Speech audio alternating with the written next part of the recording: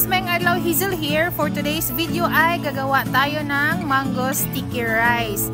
Sa mga hindi makaintindi ng Bisaya guys, ay lagyan ko lang ng full recipe in English sa description para maintindihan naman tayo sa ating mga non-Bisaya viewers. So anyway, abin ako glisod kayo ni himuon ng mango sticky rice guys. Dali raday siya kaog sayon ra kaayo. So let's proceed na. Nagamit ko anig 1 cup na glutinous rice. Hugasan lang nato katulo para mawala ang iyang mga impurities, and after that is atong sabuan na pod og isa lang japon ka cup and lutuon hangtod mahumok.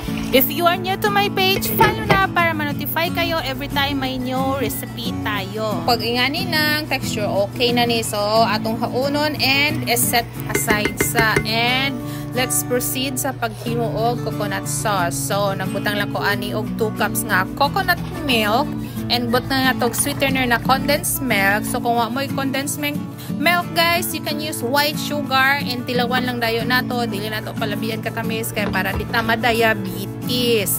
Ganun. So after nato tilawan, pag okay na takloban and pabukalan, bring to a boil for 15 to 20 minutes guys. So after 15 to 20 minutes, ato na ni siyang haunon, and ang half ibutang nato sa atong luto na nga sticky or glutinous rice. Ang half atong iset aside kaunya kay mo na ato ipang butang sauce dito sa nahuman na. So ato lang din ni siyang imikos-mekos hantod mo dry na.